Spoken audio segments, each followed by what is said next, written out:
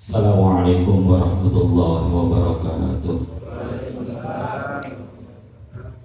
Biridhai ta'ala bisyafaatir Rasul sallallahu alaihi wasallam wa bi barakati jami'i sahabatin wa azwaji wa dhurriyyati wa ahli baiti summa ila hadrati jami'il mu'allifin al-kutub wal mufassirin wa muhaddisin wal a'immatil arba'a mujahidin fid din khususan ila mu'allif hadzal kitab summa ila hadrati masyayikhina wa masyayikhina wa ustadina wa ustadina khususan ila murabbi ruhi wa jasadi al-ustad al-habib Hasan bin Ahmad Baharun summa ila hadrati al-habib Qasim bin Ahmad Baharun summa ila hadrati Bahya Jadul Usman summa ila hadrati Bani Radiyah Zasuli summa ila hadrati Kiai Hamid Zasuli Kusmi summa ila hadrati Kiai Zaid Zasuli summa ila hadrati Kiai Fuad Zasuli summa ila hadrati Kiai Munif Zasuli summa ila hadrati Kiai Mahfud Zirat summa ila hadrati Kiai Johari Zawawi Ganjong Jember wa man tasaba ilahi min usulihim wa furihim nafa'ana bihim wa bi ulumihim wa bi asrarihim wa bi barakatihim fid dunya wa dunya wal akhirah syai'un lahumul fatihah. A'udzu billahi minasy syaithanir rajim. Bismillahirrahmanirrahim. Alhamdulillahi rabbil alamin arrahmanir rahim maliki yaumiddin iyyaka na'budu wa iyyaka nasta'in ihdinas siratal mustaqim siratal ladzina an'amta 'alaihim ghairil maghdubi 'alaihim waladdallin. Bismillahirrahmanirrahim. Qala musannifur rahimahullah ta'ala wa nafa'ana bihi wa bi ulumihi fid dharain amin. Bismillahirrahmanirrahim. Sesuai dengan mandat yang saya terima dari beliau Ustaz Jeffrey, saya disuruh membaca kitab yang masih ada hubungannya dengan kegiatan kita, yaitu Hujjatu Ahli Sunnah wal Jamaah. Jadi kitab kecil ini dikarang oleh Kiai Haji Ali Maksum, Krapyak, Jawa Tengah. Nah, kitab kecil ini memang disuguhkan untuk menjawab semua tantangan dan tuduhan yang mana tuduhan itu diperuntukkan untuk kita sebagai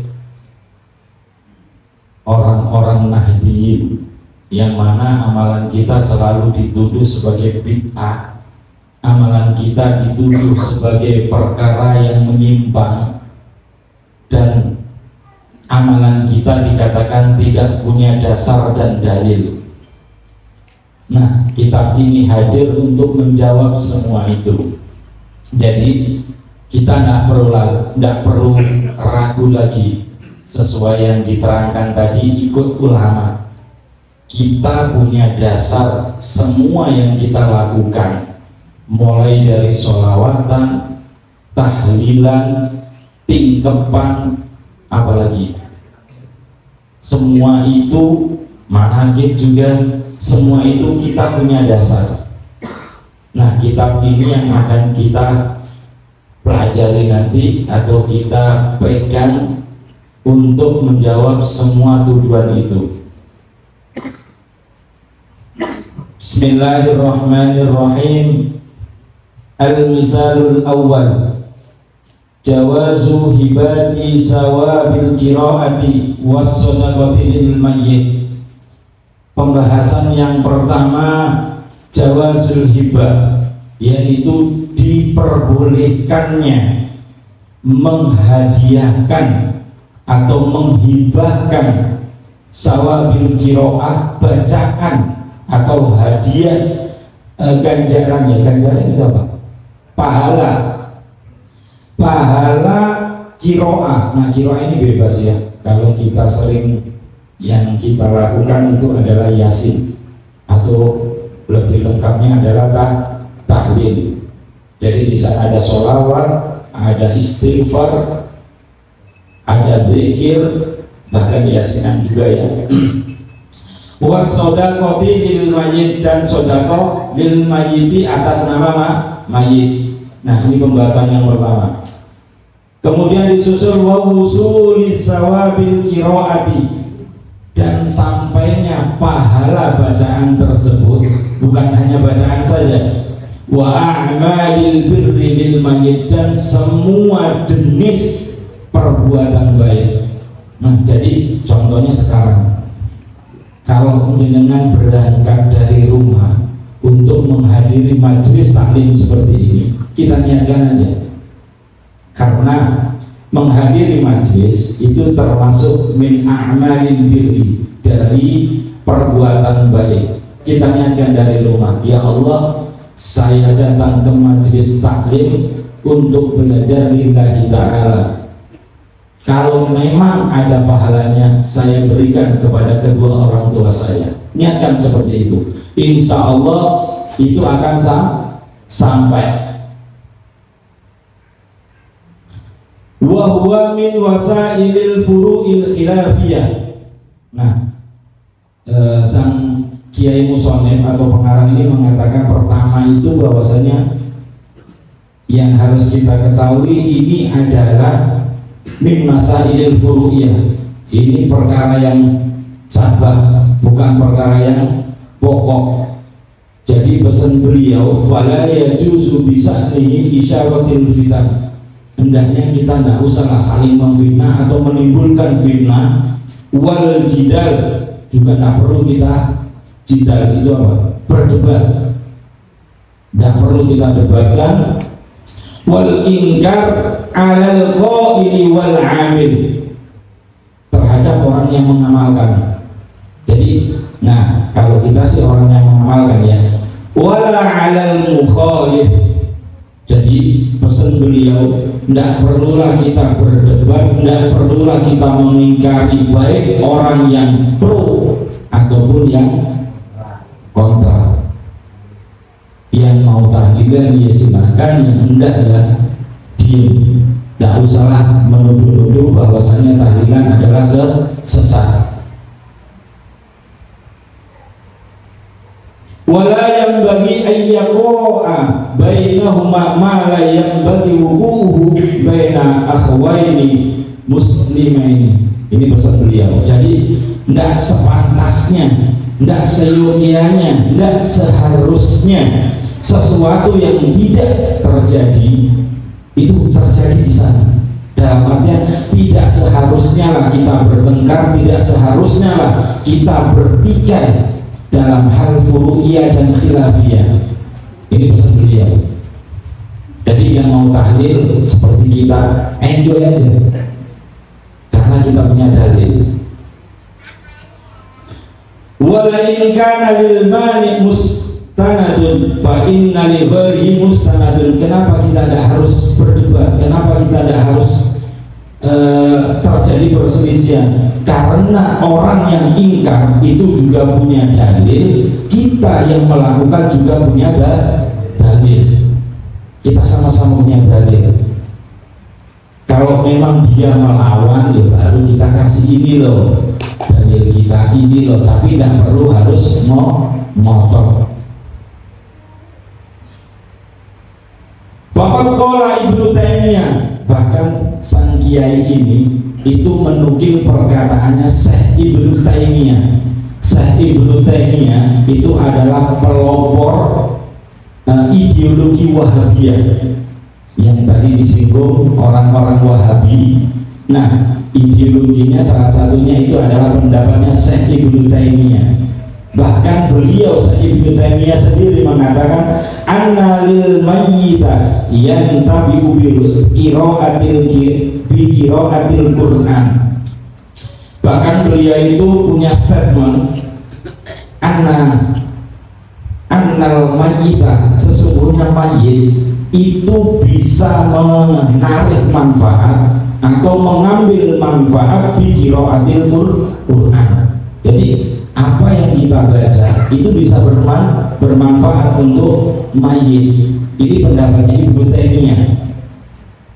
Kama yantafi'u bil ibadatil maliyah, sebagaimana bermanfaatnya ibadah yang bentuk maliyah. Maliyah itu apa? Minas sodaqati wa nahwiha, seperti sodako. Jadi sodako menurut Syekh Ibnu Taimiyah itu bermanfaat. Nah, bermanfaat itu sebagaimana orang membaca Quran.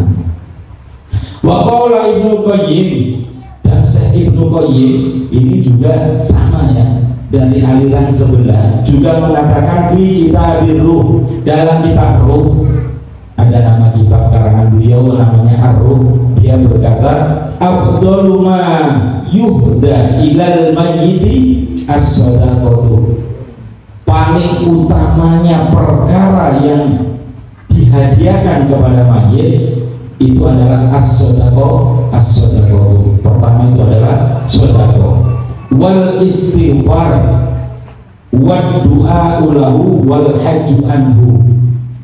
Ini menurut beliau. Jadi semua itu paling utamanya itu sedekah. Wa amma qiraatul Qur'an wa ihda'uha ilaihi tatawu'an min ghairi ajrin. Ini yang perlu digarisbawahi, ini karena sering terjadi ya. Wa amma qiraatul Qur'an, adapun bacaan Quran, wa ihda, dan memberikan pahala itu dengan catatan tatawu'an lillahi ta'ala, memang kita kerjakan itu lillahi ta'ala, bukan karena tonggorek mbah mati tahlilan sampai petang bulu begini misalnya awal itu tidak seperti itu, tapi memang dikerjakan lillahi ta'ala. Poin yang kedua, min ghairi ajrin, tanpa harus nyewa orang, menyuruh orang. Karena sering terjadi sahibul bait menulis semua nama-nama Allah, saya ditulis semuanya, langsung diserahkan ke Ustaz Jefri. Ini Ustaz Jefri tawasul sambil baca Yasin, sedangkan sahibul bait anaknya sendiri, padahal yang ditawasul itu siapa? Orang tuanya, nenek moyangnya, anaknya. Ning pojok ngobrol jadi ngomong Yasin sama Ustaz Jefri. Jadi sing duwe hajat iki sapa, anake yo sapa. Yo sering kan yang terjadi gitu. Jadi cuma bermodalkan kertas, anake rokokan ongkang. Iya. Bau tolong. Nah, jadi seharusnya anak itu harus ambil minimal, kalau saja yang baca, anak ada di sampingnya. Karena apa? Karena dalil mengatakan idza mata ibnu Adam in qata amaluhu, kalau seseorang sudah meninggal maka terputuslah amalnya kecuali anak yang soleh. Ya setidaknya anak yang membacakan, nanti minimal ngikuti bacaannya Ustaz Jefri. Ojo ditinggal rokokan pojok. Paham ya? Fahada yasilu ilaihi kama yasilu isawabu sawal haji. Nah semua itu sampai sebagaimana sampainya pahala saum dan haji. Wa qala fi mawdil akhar min kitabi wal aula ayyan bi 'inda al-fi'li annaha lil mayyit wa la yustaratu at-talaffuz biha. Dan hendaknya seperti yang saya katakan tadi, segala sesuatu yang kita kerjakan dengan jenis-jenis amal yang baik, semua perbuatan yang baik hendaknya kita niatkan untuk lil mayyit. Misalnya kita punya amalan tiap hari baca sholawat 1000 kali misalnya, niatkan aja, ya Allah saya niat baca sholawat untuk kedua orang tua. Di sini disyaratkan wala yustaratu at-talaffuz, tidak perlulah kita mengucapkan seperti ini, cukup di hati saja, tidak perlu kita harus keras-keras dalam niat, tidak usah talaffuz. Jadi apa yang kita kerjakan ketika kita hadir majelis taklim atau kita hadir dalam Rotibul Haddad misalnya, niatkan aja, ya Allah saya niat baca Rotibul Haddad mencari ridhomu ya Allah.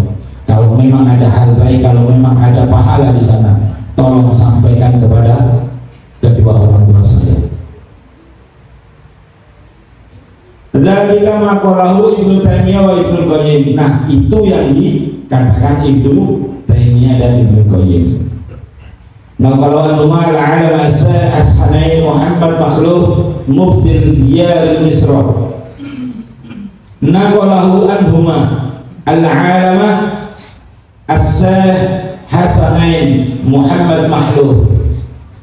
Pendapat keduanya tadi, pendapatnya Syekh Ibnu Taimiyah dan pendapatnya Ibnu Qayyim ini juga dinukil oleh Syekh Hasanain Muhammad Makhluf yang memang beliau itu seorang mufti di kota Mesir.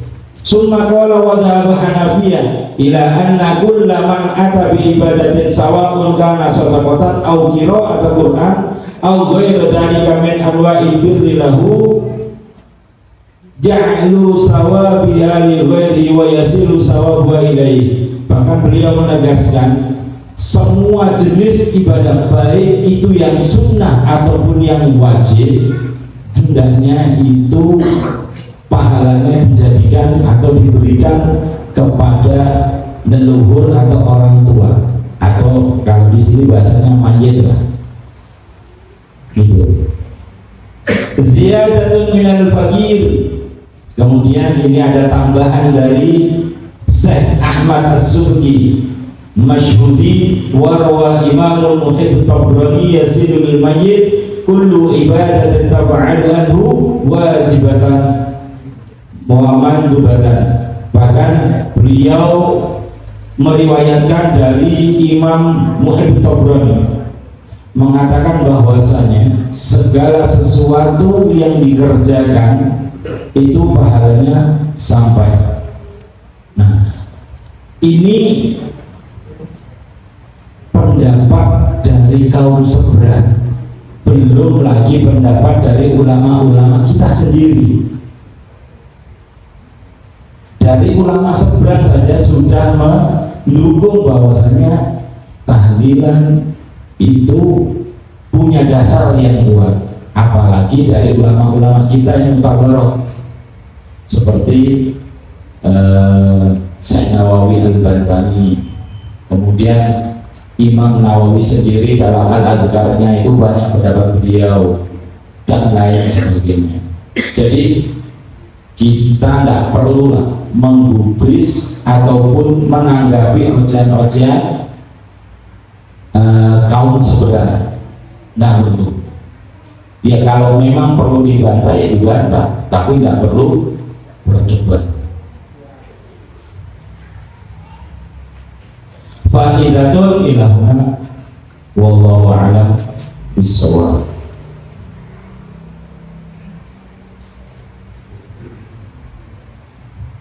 Mungkin cukup sekian. Kalau ada pertanyaan monggo, karena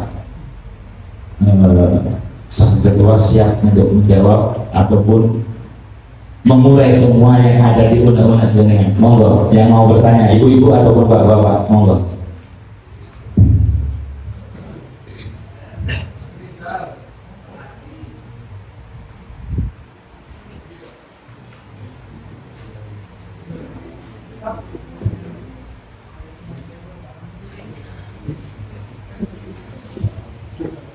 Pertanyaan boleh dari tentang kenegaraan boleh, tentang ini boleh. Monggo ibu-ibu, bapak-bapak.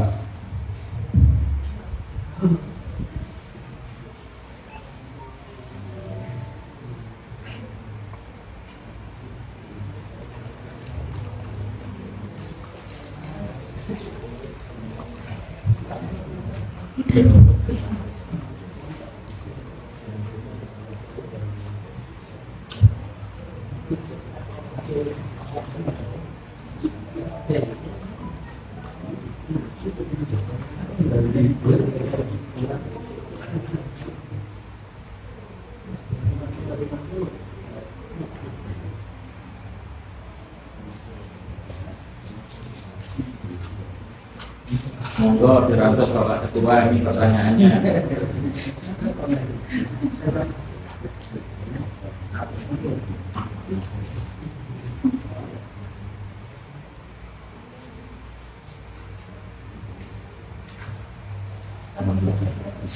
Izin. Nggak perlu izin.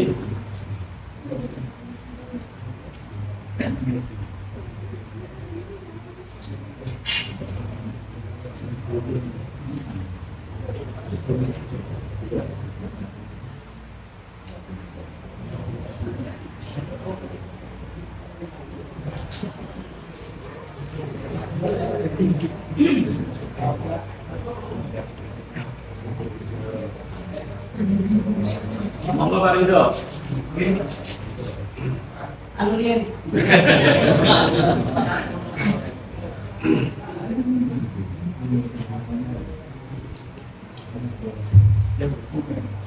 Nggih, monggo.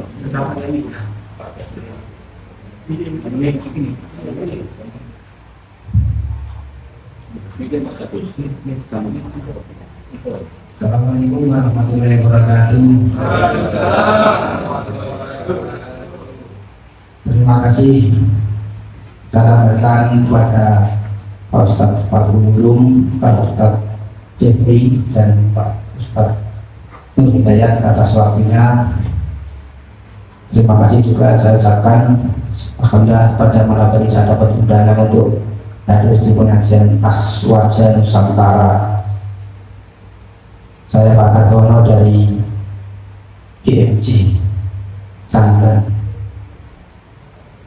termasuk juga jamaah Rotibul Hadat Al-Fatih Tabanan bersama dua jamaah dan kurang lebih 15 orang Pak Kira.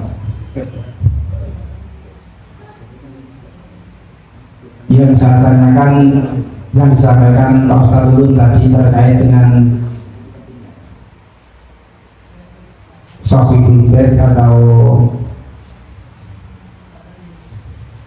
tuan rumah yang punya kegiatan kirim doa, sebaiknya kan dari keluarganya itu sendiri yang harus kirim doa sebelum badain tahlil dan sebagainya. Ya memang kalau untuk saat ini kebiasaan kita dan orang-orang zaman sekarang terutama kalau kirim doa kan pastinya sudah diserahkan ke ustadznya itu. Nah, bagaimana kedepannya kita untuk menyampaikan ke Sofibul Bed atau jamaah yang lainnya bahwasanya alangkah bedanya kalau kita kirim doa harus tuan rumah itu yang menyampaikan, karena kan doa dari keluarganya kan lebih cepat dijawab gitu tadi. Dan bagaimana cara-caranya kita menyampaikan seperti itu bagi jamaah sendiri yang mohon maaf karena kita di perantauan atau mungkin dari kecil kita berada di perantauan yang mohon maaf tidak bisa ngaji ya gitu. Sekarang kita pakai gampangnya kan ngaji lewat HP, kita bisa nyetel apa Yasin dan lain sebagainya, kan itu kita tinggal rokokan kan sudah selesai nanti bacaannya seperti itu. Nah, bagaimana cara-cara penyampaiannya ke Sofibul Bed biar tidak ada ketersinggungan itu sendiri, Pak. Terima kasih atas waktunya. Terima kasih. Mungkin akan langsung ditanggapi oleh jenengan Ustaz Jafir.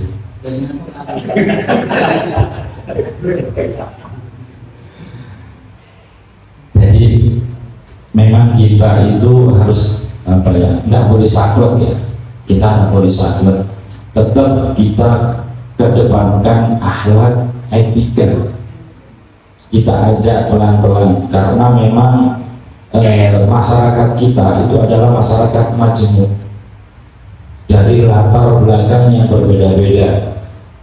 Ada latar belakang yang memang pernah ngaji di desanya, ada yang memang latar belakangnya istilahnya nol butul.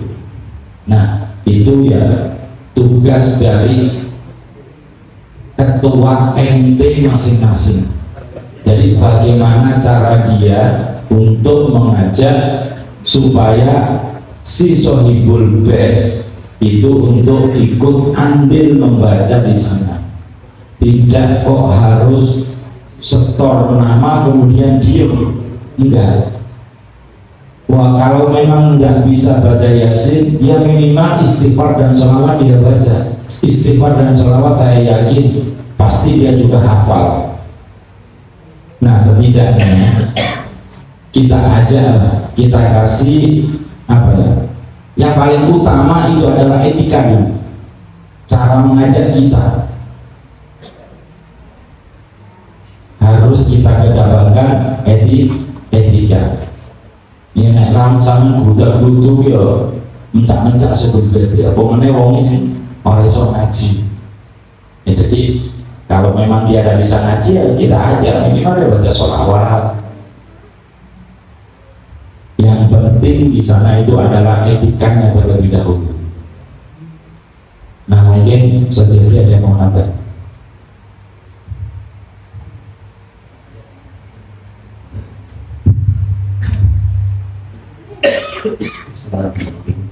Saya sedikit menambahkan tentang masalah memburukan ya. Jadi kalau ini masuknya dalam kitab Fathul Mubin itu ada bab yang namanya bab ijarah.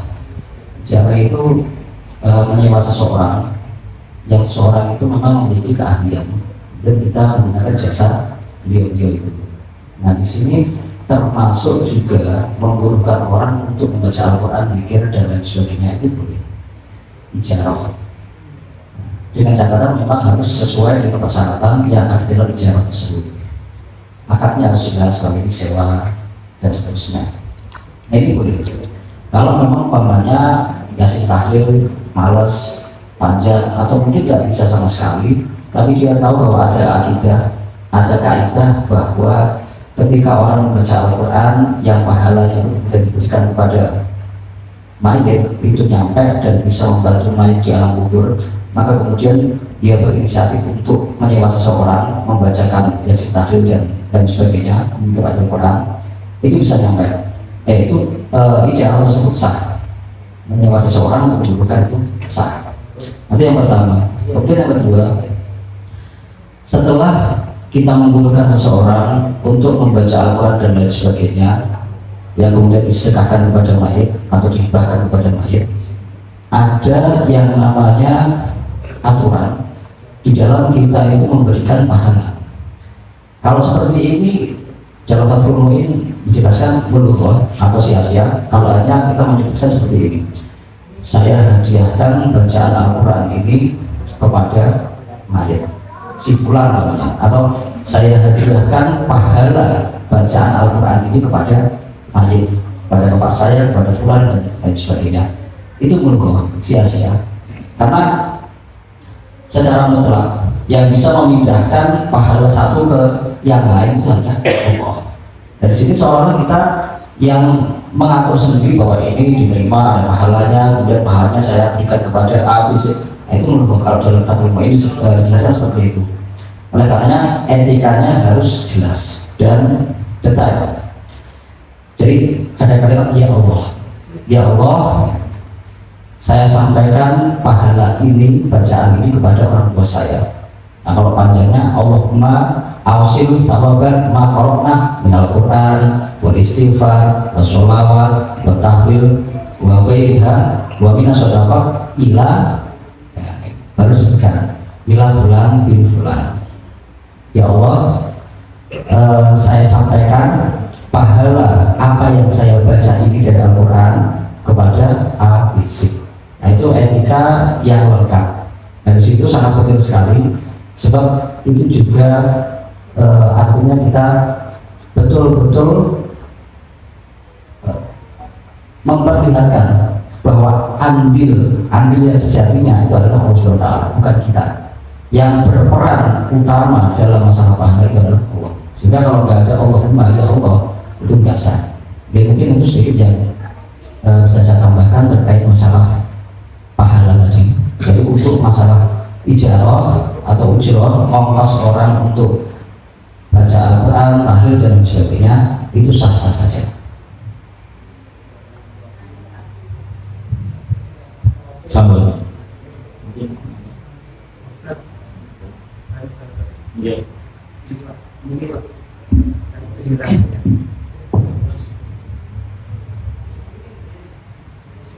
Assalamualaikum warahmatullahi wabarakatuh. Pak Ustadz, saya Suryana dari GMC juga mau bertanya. Tadi kan kita kirim doa, tahlil dan segalanya kan, insya Allah kan akan sampai ke kedua orang tua kita, ke yang termanggil Pak. Tapi kan itu yang seiman Pak Ustadz.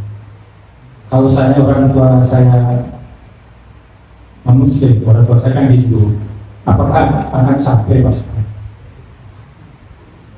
Itu pertanyaan saya Pak Ustaz. Karena selama ini ya kayaknya jawaban-jawaban itu lengkap. Cuma mohon itu yang saya tanyakan, karena bapak saya Hindu tapi sudah meninggal. Tapi saya tetap setiap Jumat tetap saya kirim doa Yasin Tahrir, walaupun saya baca dalam bahasa Indonesia, karena terus terang huruf Arabnya itu saya belum bisa. Mungkin itu pertanyaan saya Ustaz. Terima kasih. Wassalamualaikum warahmatullahi wabarakatuh.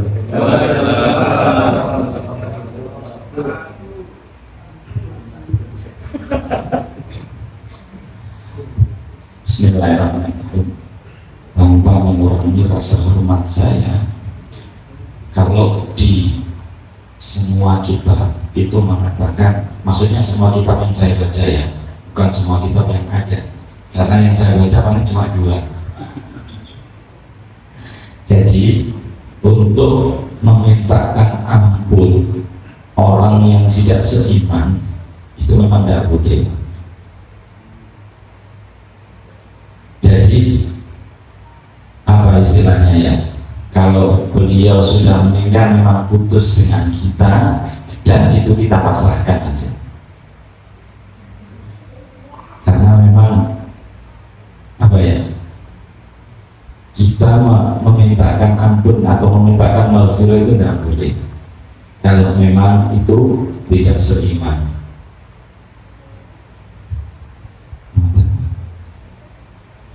Tapi kan ya, apa ya istilahnya ya, ya namanya aja orang tua, tetap kita akan ya. Tapi ingat, di balik itu, kali itu semua kita memang seperti itu, tapi kan di balik itu Allah mempunyai sifat Ar-Rahman Ar-Rahim. Sampean jangan pernah putus asa untuk mendoakan orang tua yang baik-baik. Ingat Rahman Rahimnya, mungkin berkat pola sendengan kita tidak tahu nantinya. Jadi hemat saya, tetaplah kita doakan dengan hal-hal yang baik, walaupun ulama melarang kita untuk memintakan ampun. Tapi kan tidak dilarang untuk berdoa dengan baik kan, tetap aja doakan dengan yang baik-baik ya.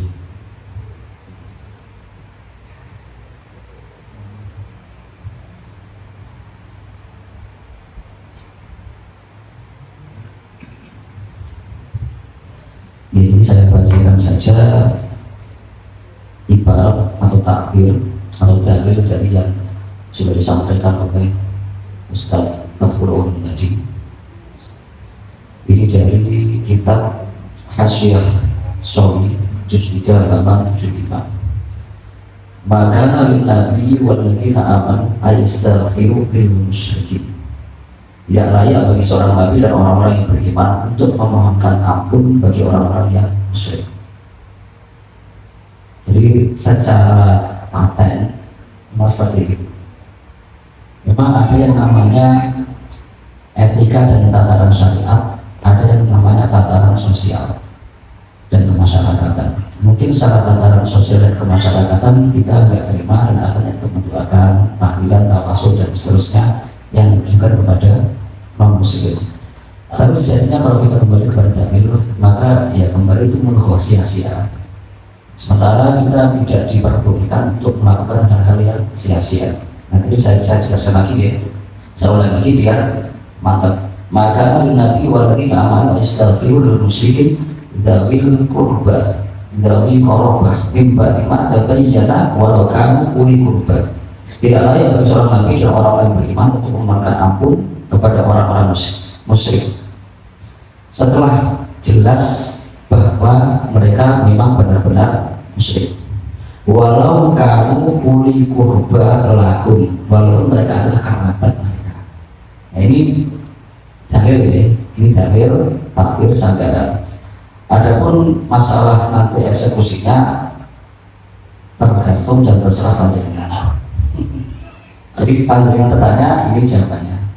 Jadi di sini nggak ada, oh nggak boleh. Terus kemudian kita memaksa, oh jangan. Awas kalau sama kedua, enggak. Kita hanya menjelaskan secara detail saja. Nanti kembalinya kepada panjenengan. Oke. Saya ulangi dari kitab Hasyiah As-Sawi, Hasyiah As-Sawi, juz 3 halaman 75. Itu yang direkam ya. Jadi nanti bisa dilihat rekamannya. Kitab Hasyiah As-Sawi, juz 3 halaman 75.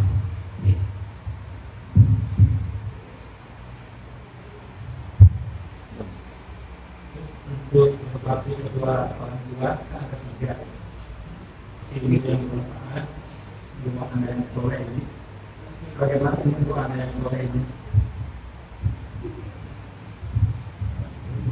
Doa anak yang soleh itu kalau memang yang didoakan adalah seiman. Okay. Sesuai dengan kitab tadi, kitab Sawi itu kan tidak salah salahnya tafsir Jalalain. Yeah. Jadi yang dimaksud waladun soleh di sini kalau memang dia itu seiman. Okay.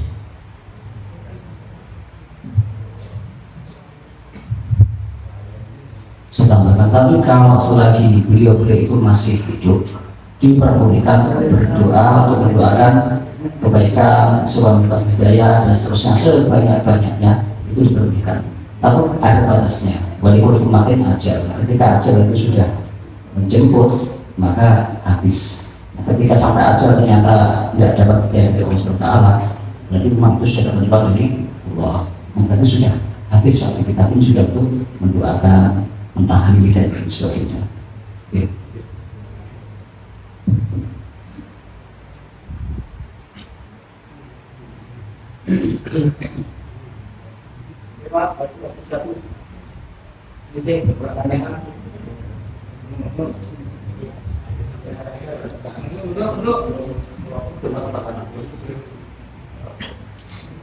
Assalamualaikum warahmatullahi wabarakatuh.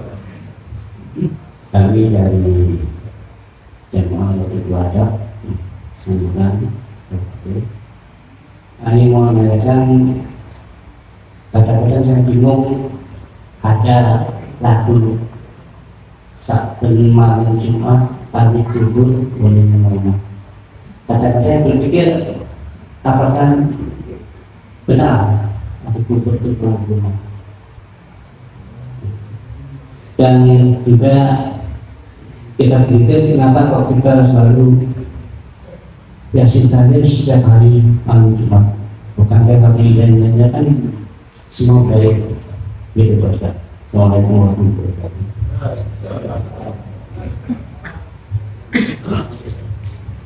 Untuk syiiran itu ya, syiiran atau lagu saben malam Jumat ahli kubur mulai nang omah gitu ya.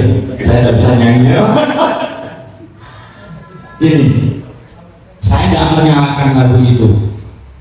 Saya tidak menyalahkan lagu itu karena memang sependek pengetahuan saya itu saya tidak menemukan dalil berjumat ahli kubur itu mulai nang omah dah. Tapi memang ada dalil yang lain.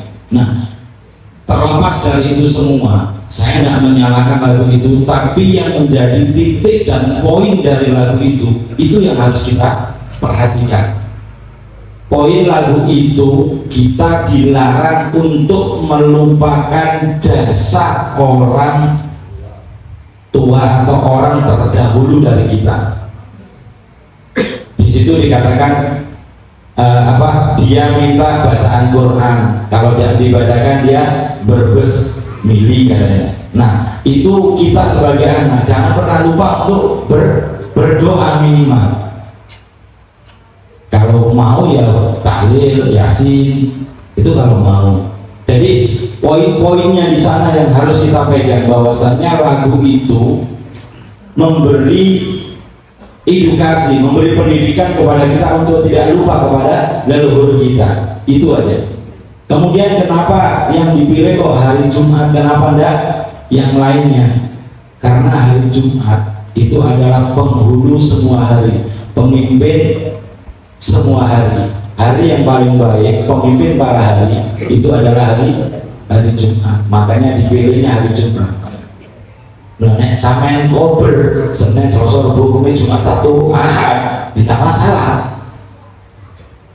Sebenarnya itu sak kober ya, tapi kenapa kok yang dipilih hari Jumat? Karena itu, karena hari Jumat adalah Sayyidul Ayam.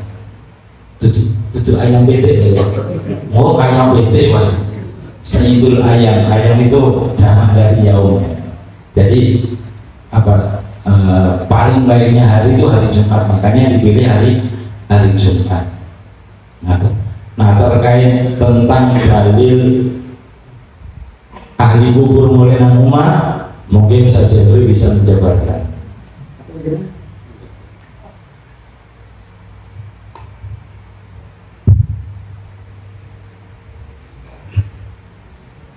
Pertanyaannya sebenarnya cukup berat-berat ya.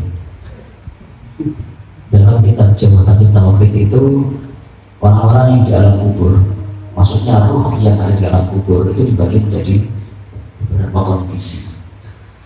Ada yang disiksa hingga yaumil kiamah, sampai nanti hari kiamat, yaitu orang-orang musyrik, orang-orang munafik itu disiksa. Kemudian ada orang yang ditidurkan, ini kalau kamu tidurlah seperti pengantin baru, yang mana nanti ketika bangun itu sudah yaumil kiamah selesai. Jadi masa itu sangat singkat sekali. Nah, kemudian ada yang bisa lintas dimensi, jadi dari alam kubur, alam barzakh, kemudian ke alam dunia. Nah, itu adalah Habibullah, orang-orang yang dekat yang menjadi kesayangan Allah seperti Anbiya, Mursalin, Auliya, Syuhada itu bisa. Itu lintas dimensi itu bisa. Itu kekhususan, dan kekhususan itu dalam kitab tersebut seingat saya diberikan pada malam Jumat. Itu yang pertama. Nah, kemudian yang kedua, kenapa kok kita ada sikap seperti itu? Ada sikap seperti itu karena roh itu juga membutuhkan yang namanya konsumsi. Nah, namun konsumsinya roh itu berbeda dengan jasad kita. Jadi ada jasad, ada ruh, ada nafas. Nafas itu jiwa. Jiwa itu yang merasakan seluruhnya, itu nafas. Marah, sedih, bahagia, kemudian merasakan tubuh ini apabila sakit, nanti yang merasakan nafas. Nafas itu hilang, belum tentu orang itu mati, karena masih ada yang tertinggal namanya ruh. Orang tidur itu yang tersisa adalah jasad dan ruh. Nafasnya hilang, sehingga tidak bisa merasakan apa-apa, tapi dia hidup. Pada saat itu nafasnya dibawa atau digenggam oleh Allah SWT. Nah, ketika berada di alam kubur, yang ada adalah ruh. Ruh itu butuh yang namanya juga konsumsi, namanya spiritual energy, yaitu doa-doa kita, kemudian amal-amal soleh yang kemudian kita kirimkan pahalanya kepada ruh tersebut. Contoh salah satu adalah sholat bil unsi fil qabri. Nah, sholat bil unsi fil qabri itu apabila diterima oleh Allah SWT, kemudian pahalanya kita sengaja kirimkan kepada almarhum, maka pahalanya itu seperti malaikat, 1000 malaikat yang membawa satu cahaya, yang satu cahaya itu bisa digunakan atau dimanfaatkan oleh mayat untuk bersenang-senang atau bergembira di alam kubur tersebut. Makanya namanya lil unsi, aring-aringan. Lil unsi itu maknanya untuk bergembira, bersenang-senang, untuk menghibur mayat. Sehingga ada yang namanya nikmatul qabri. Jadi ada yang disiksa, ada yang mendapatkan nikmat, ada yang dihidupkan. Nah, termasuk yang tetap terjaga, yang mendapatkan nikmat itu dari amal solihnya tersebut. Makanya kemudian ada yang namanya Riyadul Jannah. Riyadul Jannah itu kubri. Allahumma inni a'udzubika min adzabil kubri. Allah majal kubrahum ar-rawdah min riyadil jinan. Itu memang benar. Allah majal kubrahum min riyadil jinan. Ya Allah, jadikanlah kuburan mereka sebagai taman-taman surga. Jadi taman surga itu bukan hanya di akhirat saja, tapi di alam dunia ada, di alam barzakh ada, di alam akhirat ada. Di alam dunia, taman surga itu adalah hilakul dzikri, yaitu halakoh-halakoh dzikir, halakoh-halakoh majelis ilmu. Itu adalah Riyadul Jannah. Nah, di alam kubur juga ada Riyadul Jannah. Jadi semua alam itu ada taman-taman surga. Jadi pada saat ini kita sedang berada di taman surganya dunia. Allahumma amin. Ya, mungkin itu sedikit yang bisa saya sampaikan untuk menyambung Ustaz tersebut.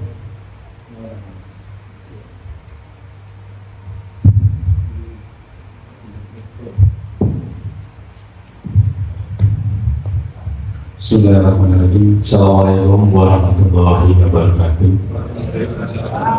Yang kami hormati para penyesepuh, Bapak penasehat serta pengurus Majelis Aswaja. Sebelum kami bertanya, kami ingin memperkenalkan diri dulu. Nama saya Muhammad Dohir.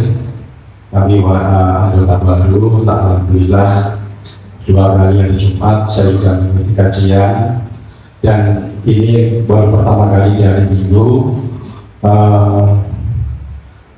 Yang pertama kali yang mengikuti dengan skala lumayan cukup terkembang, cuma hanya beberapa jamaah aja. Yang pertama di tempat Pak Haji Wato, dan yang kedua hari Jumat lalu. Nama saya Muhammad Dohir, kami dari Rumah Mista Pak. Ini baru, mudah-mudahan kami bisa istiqomah dan mohon bimbingannya daripada Bapak Penyesepuh.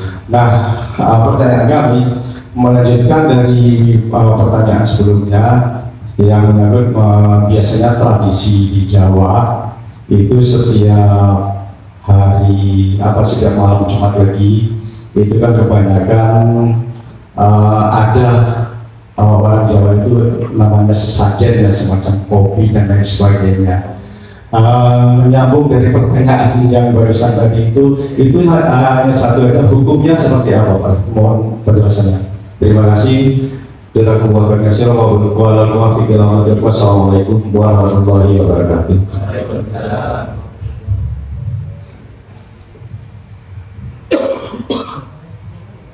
Terima kasih.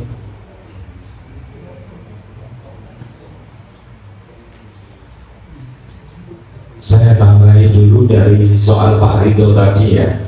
Di sini saya memang mencatat itu jauh-jauh hari sebenarnya, karena saya ingin tahu juga tentang lagu itu. Saya penasaran memang di sana itu diterangkan bahwasanya roh itu tidak kembali ke rumah, tapi sesuai keterangan tadi, sesuai keterangan Ustaz Jeffrey, bahwasanya orang yang meninggal itu ada kalanya yang dapat siksa, ada kalanya yang dapat nikmat. Kemudian kita bahas yang mendapat nikmat itu di sini dikatakan bahwasannya di hari Jumat Allah itu mengembalikan roh itu pada jasadnya, tapi sebatas di kuburan, tidak kembali ke rumah. Itu tambahan aja. Kemudian kalau untuk sajen ataupun sandingan, ya Pak, sandingan, saya mengalami sendiri di setiap malam Jumat itu. Nenek saya, ya, nenek dari ibu saya, karena masih kejawen, itu biasanya kalau malam Jumat pasti bikin di situ ada rokok, ada kopi, ada nasi, kemudian di ujungnya tarik telur nih Pak. Nah, kemudian tidak lupa gedang, ambil kelopo, ambil sumbu muter. Nah, itu sebenarnya kalau ingat itu saya ketawa Pak, karena yang sering minum kopinya itu saya Pak. Yang minum kopi itu saya, tanpa diketahui nenek saya katanya, "Lele, mbahmu wis mulai kopine kaong, ndak harus ngombe putune dhewe." Nah, sebenarnya itu tradisinya benar sebenarnya Pak, tapi salah kaprah. Sebenarnya anjuran semua itu seharusnya disodakokan atas nama mayit. Itu sodako yang ala kadarnya lah, duit gedak, dia tinggal tonggo, duit sego, sakrawu lah, istilahnya sebenarnya itu. Tapi orang-orang kejawen dulu yang masih apa ya istilahnya singkolot itu seperti itu. Nah, tugas jenengan itu ngimutaken itu adalah hal salah yang harus dirubah, tapi pelan-pelan. Karena dulu saya sempat berenang kali nenek saya. Itu awal pertama terjadi itu ketika saya masih mondok di pelosok. Nah, jadi ya itu udah pekerjaan saya. Kalau ada kopi ya saya minum. Kalau rokok udah saya ambil, waktu itu tujuan. Jadi tugas kita itu adalah mengingatkan bahwasanya tradisi itu adalah tradisi yang salah kaprah. Seharusnya kalau memang kita mau kasih aja ke tetangga, walaupun itu ya istilahnya sego saklawe lah, kasih, niatkan ya seperti tadi yang kita pelajari. Maaf Pak. Jadi kalau mungkin kopi ini kurang, ya berarti saya minum Pak. Enggak kok. Wong tua mayit balik orang. Padahal si ngombe utune. Maten. Mungkin ya, jadi itu sistemnya benar, sistem sodakohnya benar, tapi teknis pelaksanaannya yang mungkin dulu Pak. Rasulullah pernah menyampaikan kepada Sayyidina Ali, layaknya al-mayit asyaddu minal lailatul ula. Tidak ada yang lebih berat bagi mayat kecuali malam pertama di alam kubur. Farhamu bisadaqati man yamut, maka rahmati atau belas kasihani orang yang mati tersebut dengan sedekah. Farhamu bisadaqati man yamut.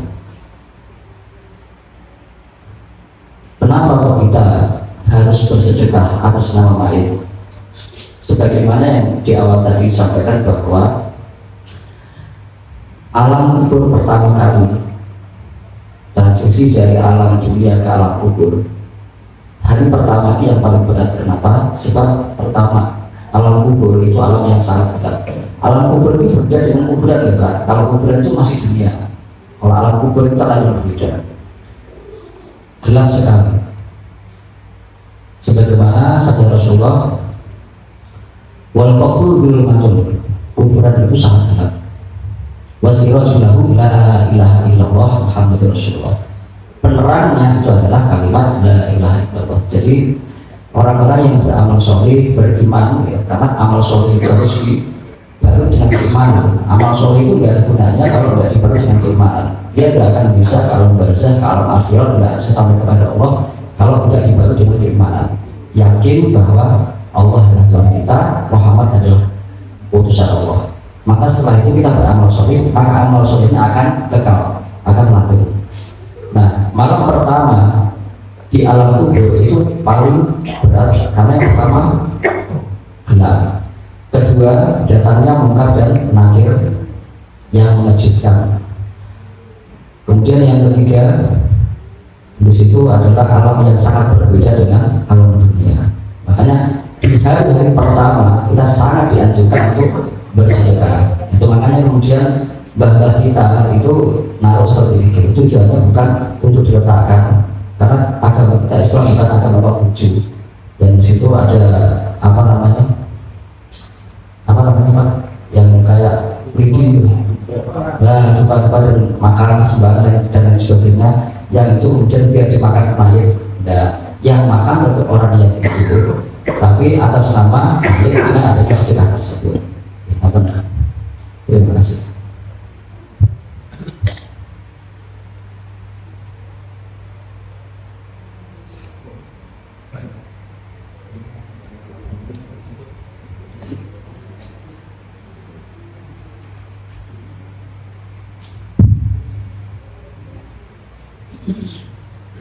Cukup ya.